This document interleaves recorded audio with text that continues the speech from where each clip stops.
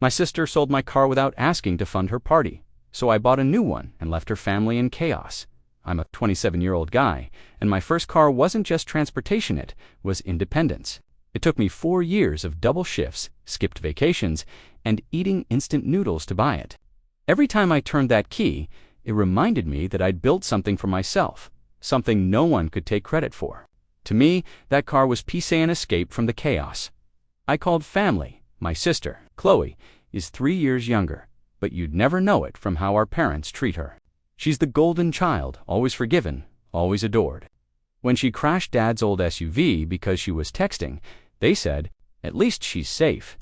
When I missed one family dinner because I was working overtime, they said I was drifting away from the family. It was like living in 2 different realities under one roof. Chloe's the kind of person who acts first and thinks later. She blows through paychecks like they're Monopoly money, and when she runs out, our parents quietly refill her account just until she gets on her feet. Meanwhile, if I asked for a small loan to fix a flat tire, they'd remind me about financial responsibility. I used to bite my tongue. Tell myself not to start a fight, but resentment has a way of festering when you're constantly told to be the adult. When I finally bought the car, everyone congratulated me, but Chloe.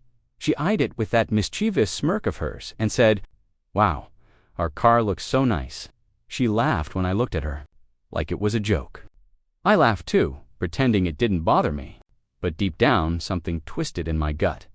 I didn't know it then, but that joke would turn into the biggest betrayal I'd ever experienced because soon, that car wouldn't be mine anymore. Growing up, I learned early that Chloe lived by a different rule book. When she failed classes in high school, Mom said, "She's just creative school, doesn't suit her." When I got a B instead of an A, Dad said, "You're slipping." It was like the universe bent itself to make her mistakes charming and my efforts invisible. Over the years, that double standard stopped surprising me, but it never stopped stinging. By the time we were adults, the pattern had become routine. Chloe would spend recklessly, fall short on rent or bills, and call our parents crying. They'd cover it every time. I, on the other hand, was expected to be her safety net to driving her to work, helping with her taxes, fixing her problems while she bragged about doing it all on her own. Every time I tried to set boundaries, Mom would guilt trip me. "She's your little sister. Don't be so cold." I tried to rationalize it. Maybe they saw her as fragile, or maybe I'd always been too independent for my own good. But the truth was simpler. They enabled her because it was easier than holding her accountable. They got to play saviors. I got to play backup. Things escalated when Chloe decided she wanted to throw herself a dream birthday party. It wasn't just a small get-together. She wanted something out of a movie. A rented venue, designer outfits, a DJ, and catering.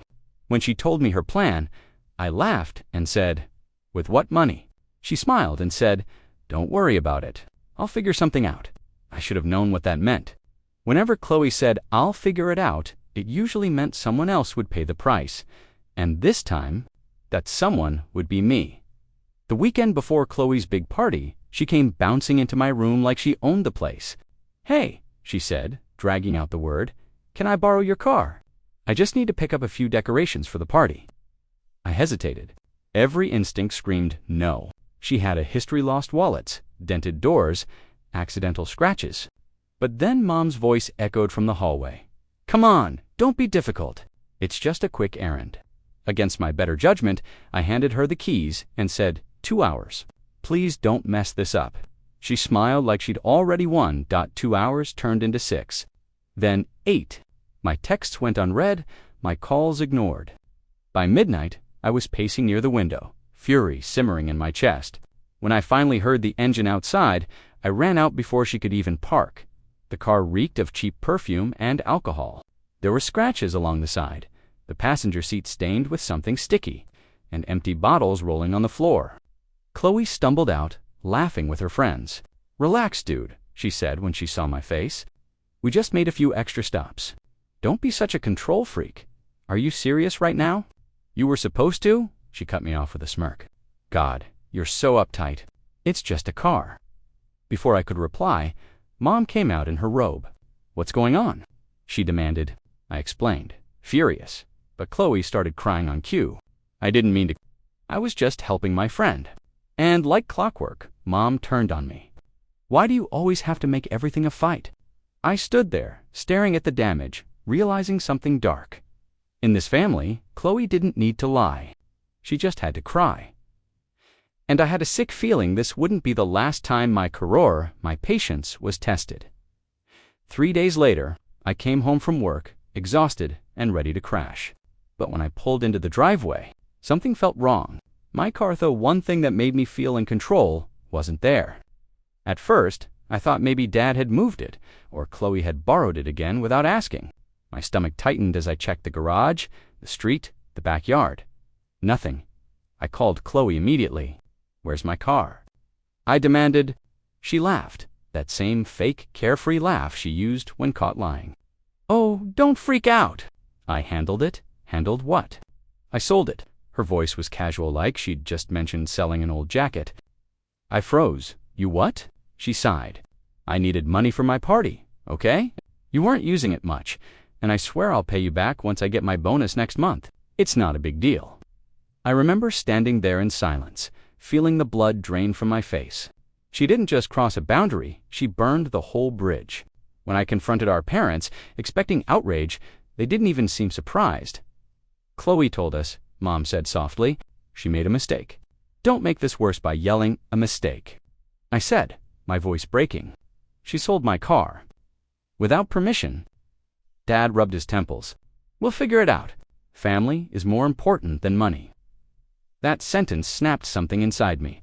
It wasn't about money. It was about years of being dismissed, years of sacrifice treated like background noise. Chloe waltzed in later that night, humming, with shopping bags full of designer clothes and champagne bottles. "Relax," she said again. "I'll make it up to you." I looked at her, then really looked tanned, realized she believed it. She actually thought she could destroy something that mattered to me and get away with it. And maybe, just maybe, she was right. The next morning, I woke up to what felt like a nightmare. I couldn't shake. My car was gone sold, and somehow, I was the one being treated like the problem. When I tried to talk to my parents again, Mom sighed and said, "You're too materialistic." "Chloe didn't mean harm," Dad chimed in. "She promised to pay you back. Can't you let it go?" Let it go. I worked for that car. Every late shift, every sacrifice. It wasn't just metal and wheels. It was proof that I'd built something for myself. But, in this house, my pain was always an inconvenience. When I confronted Chloe directly, she rolled her eyes. "You're being dramatic," she said. "It's not like I crashed it. You'll get another one eventually." Then she pulled out her phone and started scrolling through party photos, people laughing, lights flashing, champagne spraying into the air. My car had paid for all of it. "Do you even realize what you did?" I asked quietly. She shrugged. "It's not that deep." The words hit harder than a slap. I walked away, shaking, my chest tight with fury. But when I tried to bring it up again later, my parents accused me of dragging it out. Mom even said, "You've always been jealous of her happiness." That broke something inside me. Jealous of this. That night, I sat in my room scrolling through Chloe's social media. She'd posted, "When life gives you lemons, sell your brother's car and throw a party." The comments were full of laughing emojis. I didn't reply. I didn't yell. I didn't even tell her to delete it. Instead, I started taking screenshots, text posts, every digital breadcrumb of her theft, because for the first time in my life, I wasn't going to play the quiet. Forgiving brother, I was going to make her feel what I felt by the night of Chloe's party. I was done pretending everything was fine. The house was a circus music, blasting cars lining the street, people I didn't even recognize stumbling up the driveway. I stayed in my room, the walls shaking with bass. Mom and Dad were downstairs, smiling like proud hosts, while Chloe soaked up attention, bragging about her hard-earned success. I stared at the window, fists clenched, replaying every insult, every dismissal. I could have called the cops. I could have crashed her party, shouted the truth, but something told me karma was already circling and I didn't need to lift a finger. Around midnight, the music stopped abruptly. Then came yelling, shattering glass, car doors slamming. I peeked through the curtains and saw flashing red and blue lights painting the yard. Police cruisers.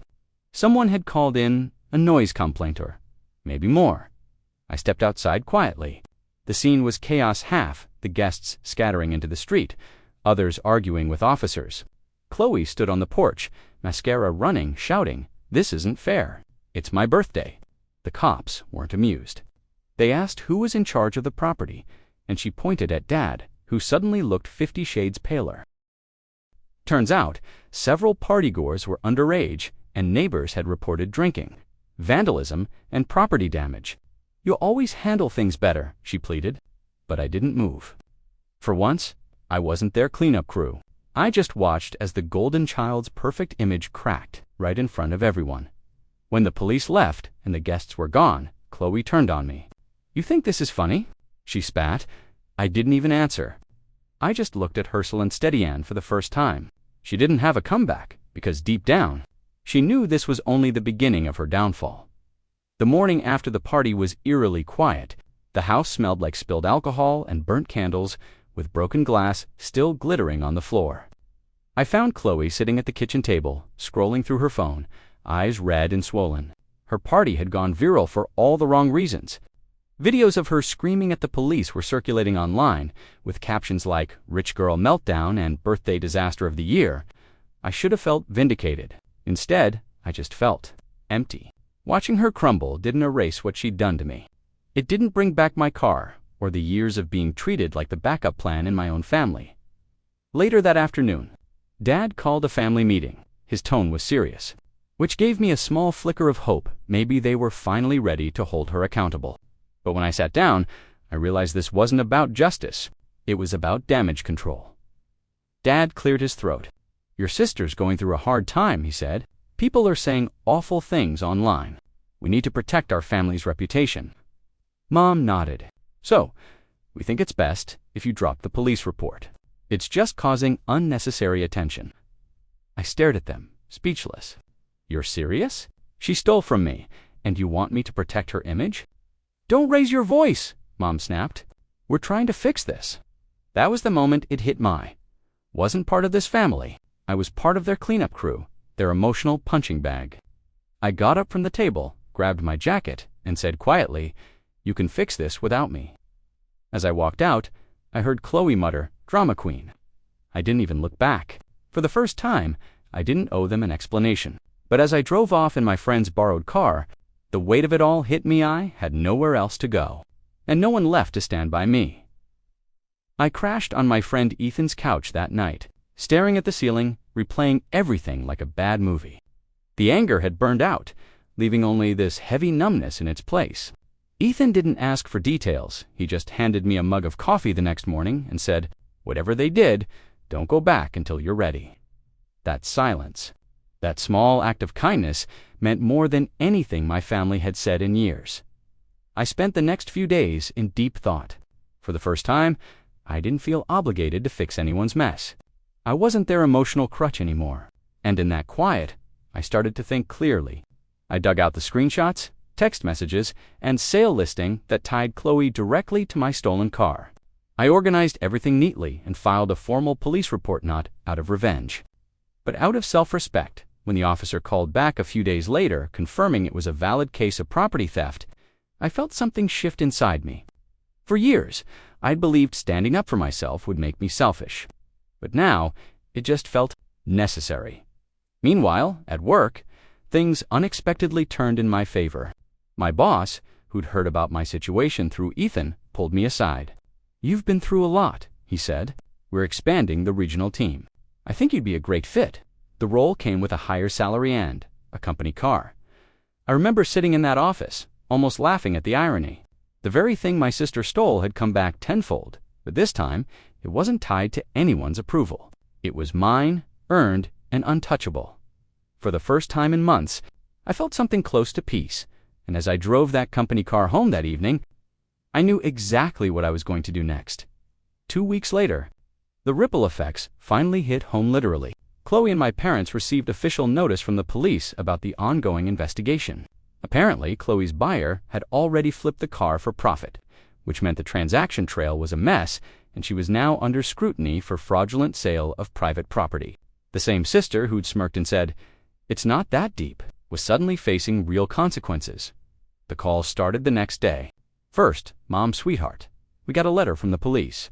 Can we talk about this? Her voice was gentle, almost rehearsed. Then, Dad, let's not involve outsiders in family issues. We can fix this ourselves. And finally, Chloe crying, angry, desperate. You ruined my life. They're threatening charges. You're my brother, you're supposed to protect me. I let her talk. Every word was a mirror of how I'd once begged for understanding and got none. I didn't ruin your life, I said quietly. You did that when you decided my things were yours to take. Then came the guilt campaign. Mom showed up at my friend's apartment uninvited, tears in her eyes. You're tearing this family apart, she said. Your sister made a mistake. You've made your point, please. Drop this. But I wasn't bending this time. I'd spent my whole life cleaning up after Chloe's chaos, and now she was standing in it alone. When word got around our extended family, the illusion shattered. Aunts, uncles, cousins, they all knew now. The golden child's shine was fading fast. I didn't have to expose her. She did it herself. And as those calls kept coming, filled with pleas, threats, and tears, I finally realized something. Silence was the strongest weapon I'd ever had. A month later, I finally decided to stop hiding. I drove back home not in shame, but in a gleaming silver company car that practically hummed with poetic justice. When I pulled into the driveway, Chloe was on the porch, cigarette in hand, looking nothing like the carefree sister I remembered. The moment she saw me step out, her jaw dropped. "Nice ride," she muttered, forcing a laugh that didn't reach her eyes. "Yeah," I said calmly, "earned it myself." Mom rushed out before the tension could thicken. "Oh, thank God you're here," she said, voice trembling with performative relief. "We can talk this out. We're still family." I just looked at her. "We stopped being a family when you all decided theft wasn't a big deal." Chloe stood up suddenly, tears forming. I said I was sorry. "What more do you want from me?" I stepped closer, my voice steady but cold. "You didn't say sorry, you made excuses. You didn't sell my car, you sold my respect for you. And that's not something you can buy back." For once, she didn't have a snarky comeback. She just stared, wide-eyed and shaking, as if realizing I wasn't the brother she could manipulate anymore. Dad tried to diffuse it. "Let's not hold grudges. We can move forward." I smiled faintly. "I already have." Then I handed him a copy of the restitution agreement Chloe was legally required to sign. Watching his expression shift from control to helplessness was satisfying, not in a vengeful way, but in a quiet, justified one. As I turned to leave, Chloe whispered, "You really hate me, don't you?" I paused, looked back, and said softly, "No, I just finally love myself more." Then I got in my car, the hum of the engine drowning out years of silence I'd been forced to live in this time. It was me in control, and I wasn't looking back. Over the next few weeks, the house I grew up in became a battlefield of denial and regret. Chloe's legal mess didn't just vanish like my parents thought it would, expanded. The buyer she'd sold the car to demanded a refund once the police got involved, forcing her to repay money she didn't have, with no savings and no friends left willing to help. She had to sell her designer bags and even move back into my parents' home full-time. The same room where she used to brag about being unstoppable now felt like her cage. Meanwhile, my parents were finally facing the consequences of years of enabling her. Extended family members started asking uncomfortable questions. How could they have let one child steal from another? My mother tried to defend Chloe at first, but even she couldn't maintain the illusion anymore. "She's not a bad person," she kept insisting, but the words sounded weaker every time she said them. I didn't gloat. I didn't celebrate. I just watched quietly as reality caught up with them. The guilt that had been my constant companion for years was gone, replaced by something far more peaceful: distance. At work, I was thriving. The promotion went through officially, and my new responsibilities gave me purpose again. I started focusing on my own future instead of fixing everyone else's. Ethan and I found an apartment.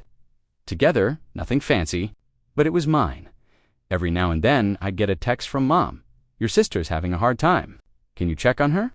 I'd stare at the screen for a long time, then lock it without replying. Because for once, their chaos wasn't my responsibility anymore. And honestly, watching them live in the world they created was more satisfying than any revenge I could have planned. 6 months later, I took a long drive just to clear my head. The city faded behind me, replaced by open fields and the steady hum of my company car. It wasn't the same model as the one Chloe sold, it was better. But more than that, it represented something deeper. Peace. No guilt, no manipulation, no pretending that love meant self-sacrifice. Just me, finally free. I still got the occasional message from Mom, usually guilt-laced reminders about family. "You'll regret cutting us off one day," she wrote once. I didn't reply. I'd spent too long mistaking silence for peace and forgiveness for weakness. Now, I understood that walking away wasn't cruelty, was survival. One evening, out of curiosity, I checked Chloe's social media. The girl who once bragged about luxury parties and living her best life now posted cryptic quotes about learning from mistakes. It almost made me feel sorry for her. Almost, but sympathy without accountability was what got us here in the first place. I leaned back. Remembering how this all started with a car that symbolized independence, I'd thought losing it was the worst thing that could happen to me. But in hindsight, it was the best. It forced me to see my family for who they truly were. It pushed me to stop chasing approval from people who never valued me in the first place. As the sun dipped low over the horizon, I turned onto an empty highway, the road stretching endlessly ahead. The stereo played softly, the kind of quiet music that fills the spaces words can't. I smiled to myself and whispered, almost like a confession, I didn't just buy a new car. I bought back my freedom. Then I pressed the pedal down, letting the wind drown out the past, and for the first time in years, I didn't look back.